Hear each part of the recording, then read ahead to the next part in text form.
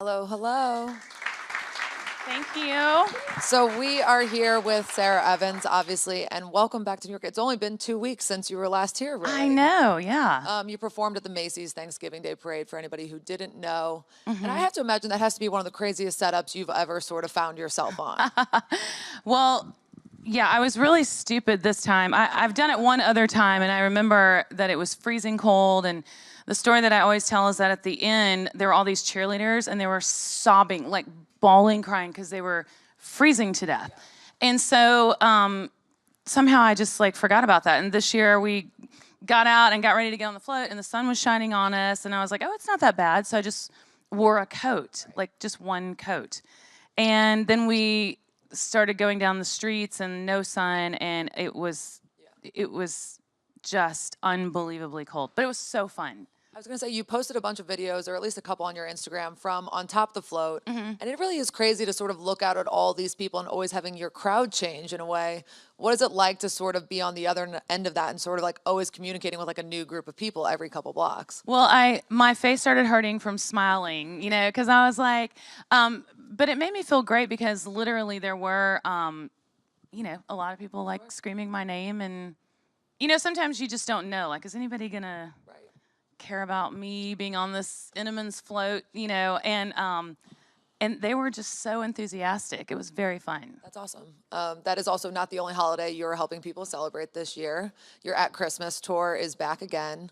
I think it's so cool when people sort of revisit these Christmas albums and keep bringing them out on the road. What do you get out of sort of engaging with the season? Well, I love Christmas music, as most of us do, and so 2 years ago, I made my first Christmas album ever, and it's called At Christmas, and that's an original song that was written by my friend Shane Stevens. So, yeah, every December we do this Christmas tour, and it's half regular songs and half Christmas songs, and it's so much fun, and it's a very emotional show because we do a lot of the religious Christmas songs like "Oh Holy Night," and it's the biggest moment of the show, and I almost cry every time, and it's great. And then by the time the tour's over, we are completely in the Christmas spirit, and Or are you tired of the Christmas spirit by the a little bit of both.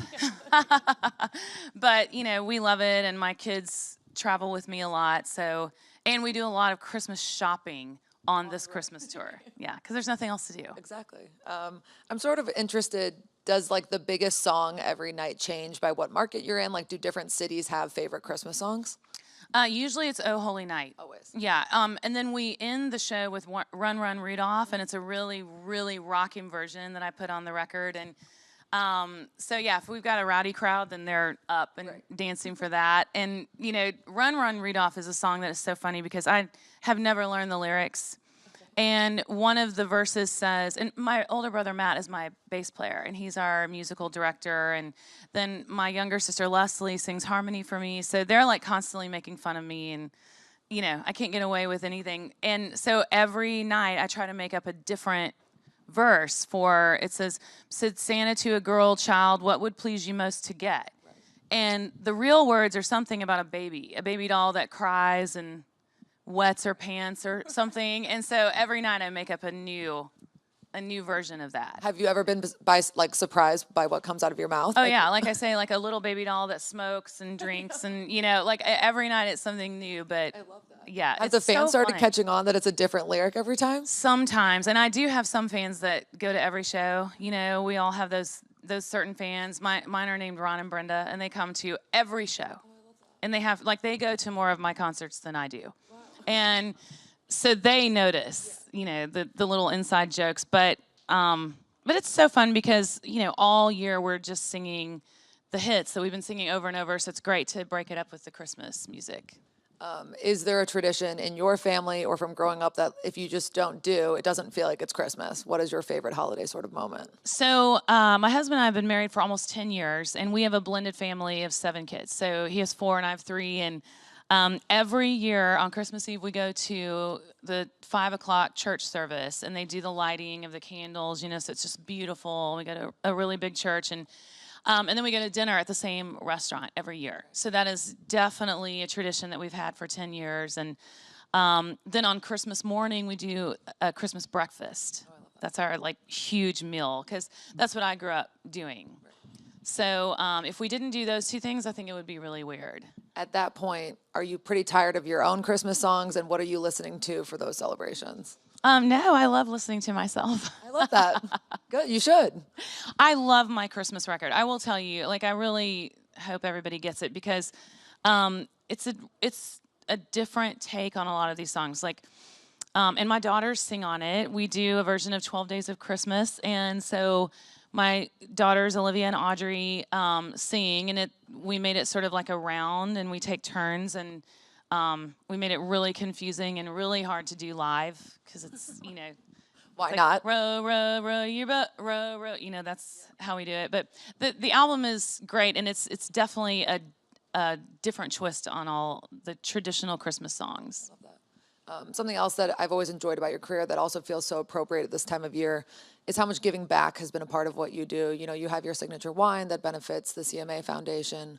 We are a partner of the Red Cross for a very, very long time. Mm-hmm. At what point did you realize I found a platform and now it's time to sort of pay it forward or pay it back? Oh, I always think that. Like, I'm so grateful for my life and my career, and that, you know, that God gave me the gift to sing, and that I get to actually do that, you know, for my career. And so I try to never take it for granted, and I try to never say no when I'm asked to do things. And, you know, like the Red Cross thing, I always tell people that, you know, you're giving me way more credit than I deserve, because I'm not out there, you know, when a tornado strikes and, you know, physically, but I do PSAs for them and just whatever I can do to help, you know, because, I mean, we're very lucky. I want to talk about words. We're looking at it right here, but earlier this year, this album did come out. And I would say on first listen, the first thing that I felt was, and not just in the lyrics, even though you have a song about your son leaving for college, and we do hear Olivia again singing. Yes. But it does feel very familial, sort of in its music and its breed and everything that sort of comes with it. Was that on your mind when it came time to write for songs, or why is that sort of arriving even more so now? I think this time around, the age that my kids were made a huge difference in the songs that I chose.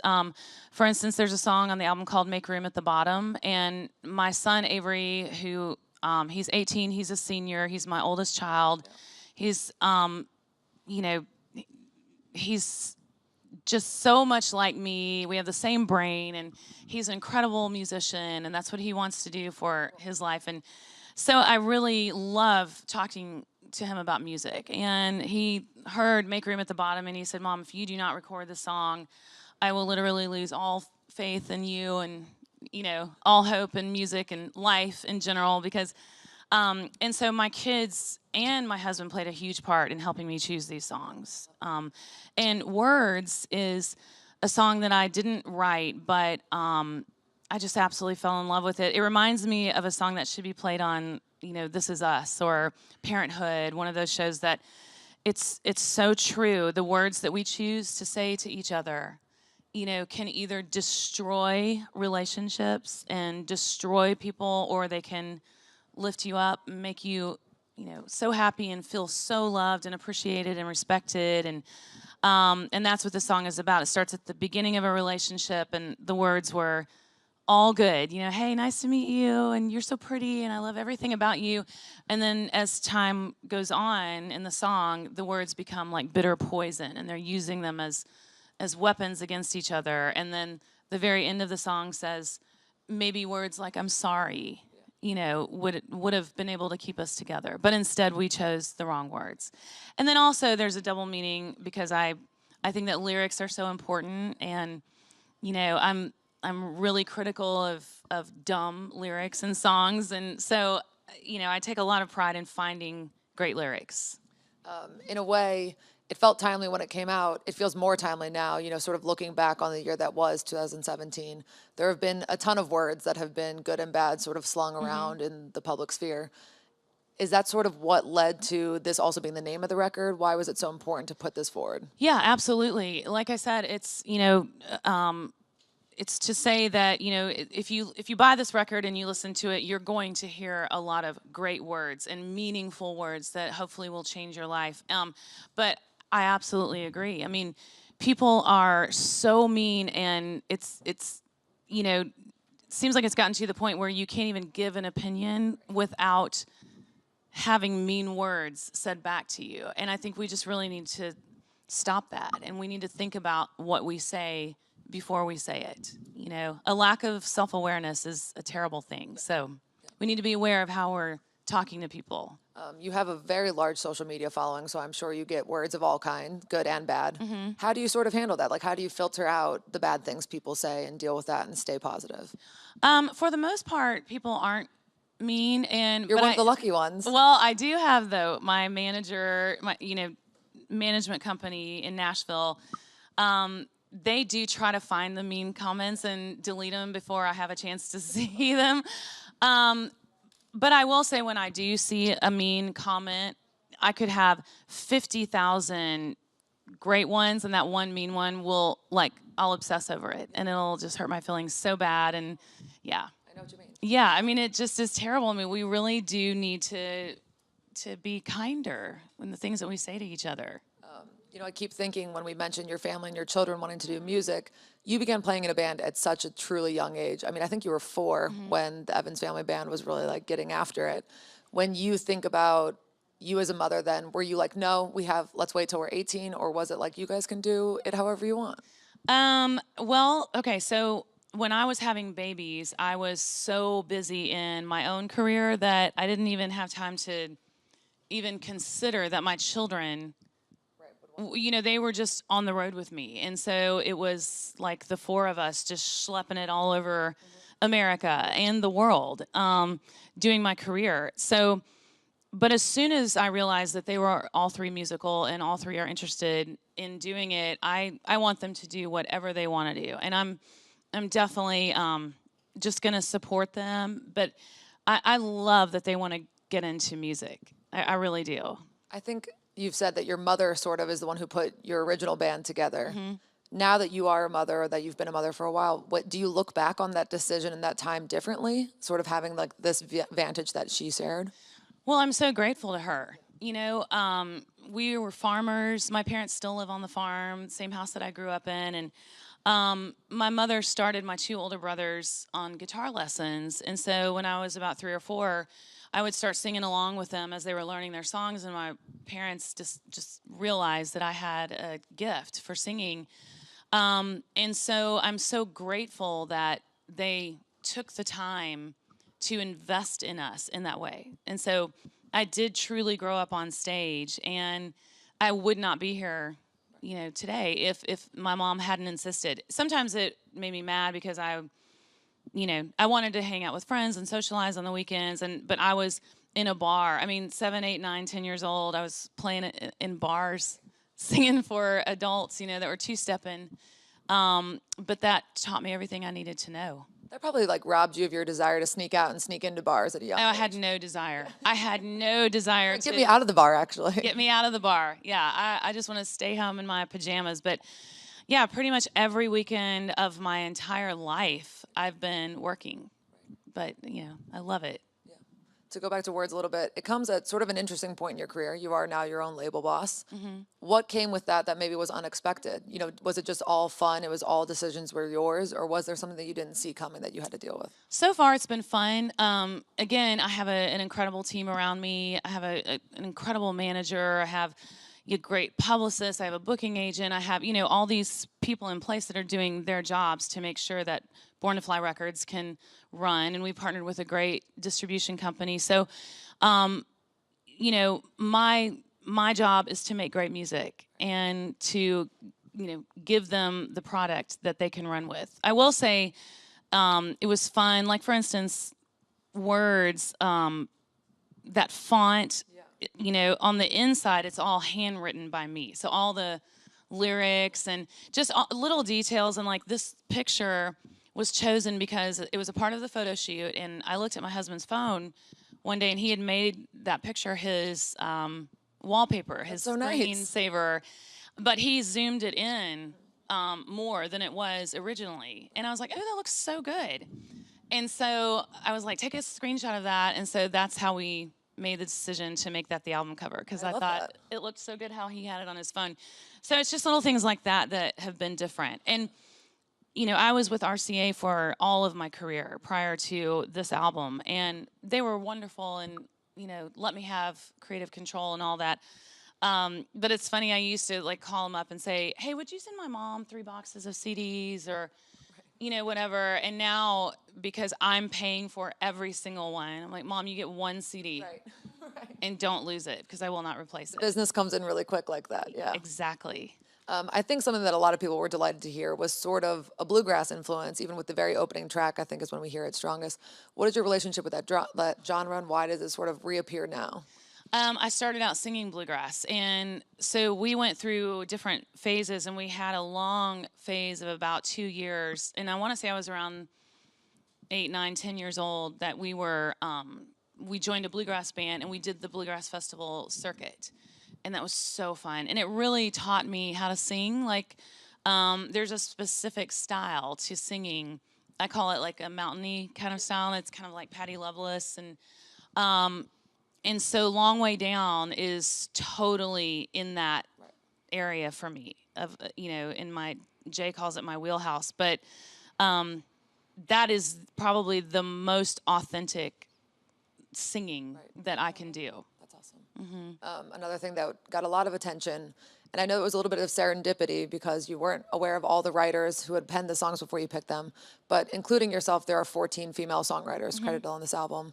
And in a time where it feels like, you know, country radio and maybe the powers that be are not necessarily that supportive of women in the industry. Yeah. What does it sort of feel like retroactively to be providing that for people?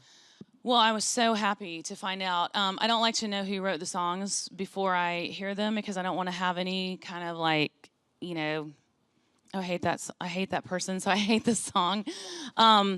So yeah, when we got done, my A&R girl, she said, "Do you realize there are 14 female writers on the album?" And I had no idea, and I'm included in the one of the 14. And I do think it's great because country music has really stopped playing women. And I think it's getting a little bit better, but it's been very, very frustrating. And it's changed my career and my life a lot, obviously, because, you know, I used to make a record and I would release a single and it would come out on the radio and it would be a hit, and then I would go tour, and, you know, you just have this way that it works. And then all of a sudden they just kind of quit playing women. And I don't understand it because it really narrows the genre. It gives it a bad reputation to people who aren't fans of the genre. Absolutely. I mean, it's like, you know, no, that's, I mean, what country radio is today is not what it's always been. And it's definitely not what my music is. When I started, I was, you know, with like Faith Hill and Martina McBride and Trisha Yearwood and Patti Loveless and the, you know, Dixie Chicks and so many incredibly talented females. And then all of a sudden they just, you know, I think at any given time in the top 40 right now in country music, there are two or three at the most. Yeah. And that just kills me. How do you sort of deal with that? I mean, aside from the fact that it's a financial benefit to be on radio, it's also just emotional benefit to feel supported. How do you sort of stay positive and press forward? It's been difficult at times, you know, because country music has always been my home. I've grown up, you know, singing country music, and I spent my entire career on country radio. So when country radio just kind of stopped playing females and stopped playing any music that wasn't about partying and trucks and, you know, like the bro country, when they did that, then it was like, well, where do I go now? Like, where do I go to be on the radio? Because country radio has always been my home. So, yeah, I've been, you know, very depressed about it at times, and even bitter and angry and, you know, frustrated. But then I'm just like, my fans are still there, so I just keep touring and, you know, keep making music and making the music that I want to make and that I love, and staying true and authentic to who I am as a musician. And hopefully it'll come back around and they'll open the country radio back up. I love that. Unfortunately, that's all the time for me, but we do have some questions in the audience. Hi. Hey. So I was wondering, since this is being your ninth album, do you feel like you have changed yourself as an artist with every album that you've released? I do. I feel like every album is a little bit different, but it's still the same, things that I go back to that are my favorite sounds. And, like I have a guy who plays drums on my records. His name is Matt Chamberlain, and he is a rock drummer, really. And I called him to Nashville years ago to play on Born to Fly. And he helped establish my sound from that point forward. So I definitely go back to the things that I love and the people that I'm comfortable with.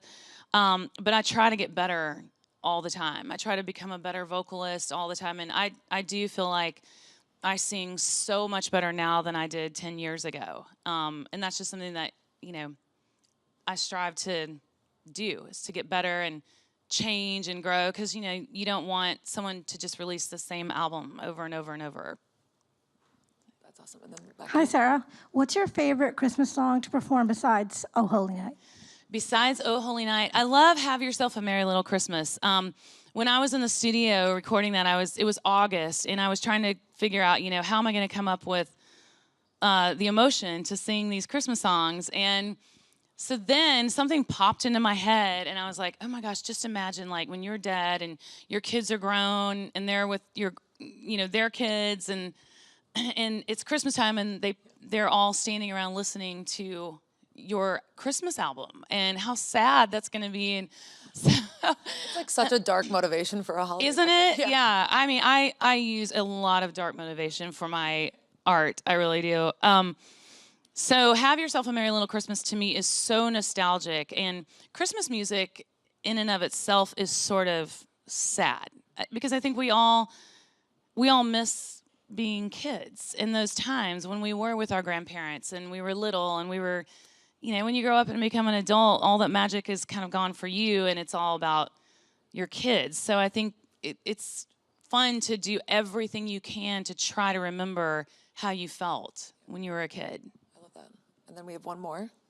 Hello. Hi. You were speaking before about the importance of lyrics, and I wanted to know, when you're selecting songs and creating music, what's the process like? So usually we will, notify all the publishers in town that we're getting ready to go back in the studio, and ask them to start sending us songs. And then we'll make a lot of meetings. I live in Birmingham, Alabama, so it's it has to be a little bit more organized for me. Like, I'll plan an entire day or two to meet with publishers, and they'll come in and they'll each play me like 5 of their best songs, or the songs that they have chosen for me. And then the process is just simply, the same way that you decide you love a song, that's how I decide that I love a song. That, do I love it or not? What is it about the song that moves me? But I try to never be calculated, like, oh, I need a song about this. I try to just let it happen naturally. And so it just has to hit me. And usually I know by the first chorus if I'm going to pass, or if I keep listening, then that's a good sign. That's awesome. Well, thank you for being here. You guys, Words is out. At Christmas is also still available. Thank you so much. Thank you. Thanks for having me. Thank you guys for coming.